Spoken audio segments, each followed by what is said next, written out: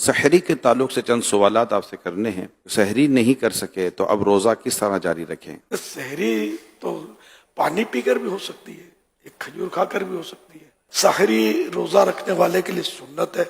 اگر سحری کے بغیر بھی کوئی روزہ رکھتا ہے روزہ ہو جاتا ہے.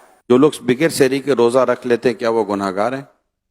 گناہ گار نہیں ہے. جو ٹی وی پر اذان ہوتی ہے اس سے سحری افطاری کی جا سکتی ہے؟ اعتماد نہیں کرنا چاہیے کہ اب جیسے کراچی میں بھی علاقے بدلتے ہیں تو کچھ ٹائم بدلتا ہے، لیکن ہمارے یہاں تو پورے کراچی کو جو کور کر لینا اس ٹائم پر یہ افطار سحری کے اعلانات کی ترکیب ہوتی ہے. لیکن ہر چینل یہ کرتا ہو یہ ضروری نہیں ہے، یہ احتیاط ہے. کیا سحری کرنے کے بعد دعا قبول ہوتی ہے؟ سحری کے بعد دعا قبول ہوتی ہے. سحری کس چیز سے کرنا سنت مبارکہ ہے؟ کھجوروں کا تو حدیث پاک میں تذکرہ ہے. اللہ پاک کے پیارے حبیب صلی اللہ علیہ وسلم نے ارشاد فرمایا نعم السحور التمر، یعنی کھجور بہترین سحری ہے.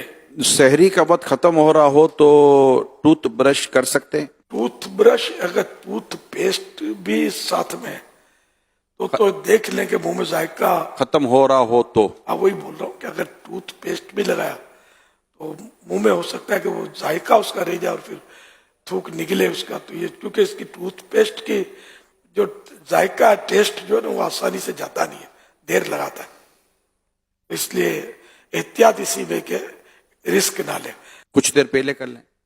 اتنی دیر پہلے کر لے کہ منہ کا ذائقہ وہ نارمل ہو جائے.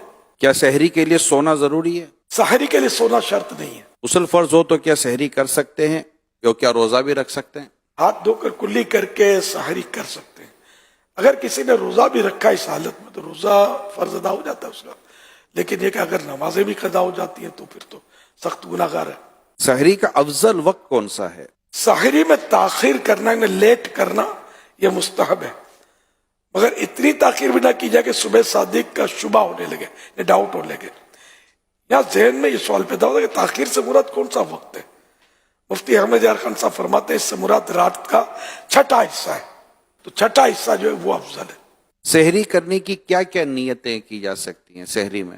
بہترین نیت یہ ہے کہ میں سرکار صلی اللہ علیہ وسلم کی سنت پر عمل کر رہا ہوں، روزے پر اس سے قوت حاصل کروں گا. واقعی روزے پر قوت حاصل ہوتی ہے. اب رات بھر کھائے پیے نہیں پھر روزہ رکھے گا تو جو حالت ہوگی. جب بھی کھانا کھائیں کوئی مطلب ایسی چیز جس سے قوت حاصل ہوتی ہو تو پھر اس میں یہ نیت اتنی کم از کم نیت کر لینی چاہیے کہ عبادت پر قوت حاصل کرنے کے لیے کھا رہا ہوں. یہ کہ بسم اللہ پڑھ کے کھاؤں گا، سحری کے بعد دعا کروں گا کہ سحری کے بعد دعا قبول ہوتی ہے. تو اس طرح مزید نیتیں اضافہ کر سکتے ہیں. روزے کی نیت کیا زبان سے کرنا ضروری ہے؟ نہیں، دل میں نیت ہونا کافی ہے. اب دل میں نیت ہے اور زبان سے کہہ لینا اچھا ہے. کیا محلے کی آخری اذان تک سحری جب اذان سے سحری کا تعلق ہی نہیں ہے تو آخری ہو یا پہلی ہو، اگر صبح صادق سے پہلے اذان ہوئی تو اذان دہرانی پڑے گی، اور اگر صبح صادق سے بعد ہوئی تو اذان صحیح ہوئی. اگر اس پر کسی نے کھایا پیا تو اس کا روزہ صحیح نہیں ہوا.